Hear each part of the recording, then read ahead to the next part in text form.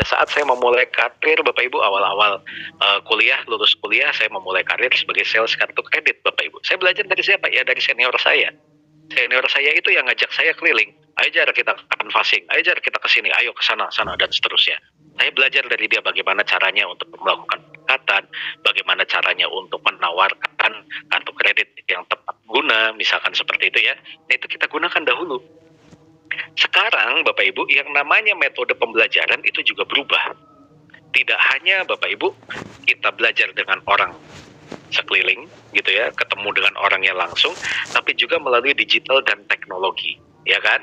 Kita kayak belajar sekarang Bapak Ibu melalui Zoom, itu kan pakai digital dan teknologi. Saya tidak ketemu langsung dengan Bapak Ibu nggak ketemu langsung dengan saya, tapi kita tetap bisa berinteraksi. Selama apa? Selama ada kuota, selama ada sinyal, gitu kan ya. Tidak ada, kalau misalkan ada gangguan ya berarti kan akan terganggu sedikit. Misalkan ada gangguan sinyal dan lain-lain, proses pengajaran kita berhenti. Tapi kalau misalkan seperti ini, apapun Bapak Ibu yang pengen Bapak Ibu dapatkan, atau misalkan Bapak Ibu pengen lakukan, Bapak Ibu pengen pelajari, semuanya sudah ada di dalam handphone, ya kan? Bapak Ibu ingin belajar coding misalkan, ya belajar coding, kita kalau zaman dulu kita cari gurunya, di mana yang membuka les coding. Sekarang Bapak Ibu bisa belajar dari YouTube, ya kan? Bapak Ibu pengen belajar desain, Bapak Ibu bikin belajar teknik-teknik penjualan terbaru yang bisa Bapak Ibu adaptasi terhadap culture yang akan Bapak Ibu lakukan pada saat melakukan penjualan. Itu semuanya Bapak Ibu sudah ada secara digital dan teknologi. Lewat YouTube kah? Lewat Zoom kah? Atau lewat media-media yang lain, itu kan banyak, ya. Dan ini juga berpengaruh terhadap cara kita berjualan, Bapak. Ya, kita cara belajar berubah, cara jualan juga berubah. Dulu Bapak Ibu kita door to door. Dulu seperti yang tadi saya sampaikan, saya teleponin orang satu-satu untuk mendapatkan, ya kali aja ada yang nyangkut, ada orang yang mau membeli kartu kredit. Dulu saya teleponin satu-satu. Setelah telepon, misalkan janjian ketemu di mana, kita melakukan canvassing, deal. Misalkan bisa deal or no deal gitu kan pada saat itu ya. Nah, kalau sekarang Bapak Ibu penjualan dapat dilakukan melalui teknologi.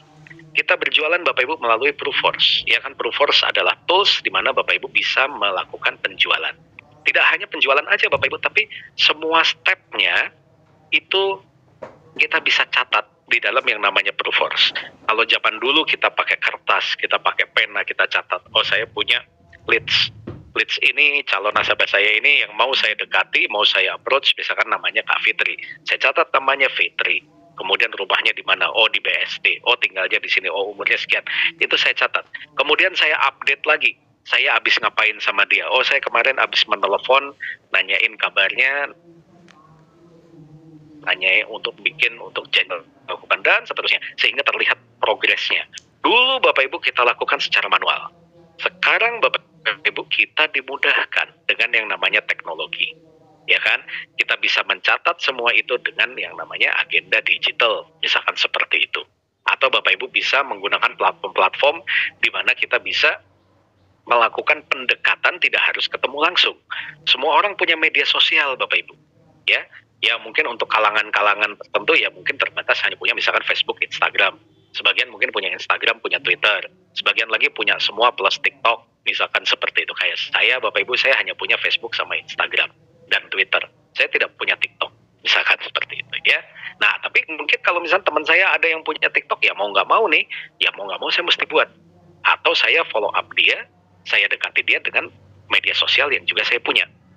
Saya sudah terhubung lama banget tidak terhubung dengan Kak Fitri. Misalkan dia adalah teman kuliah saya, kita meninggalkan kuliah itu katakanlah terakhir 20 tahun yang lalu, baru sekarang mau connect lagi.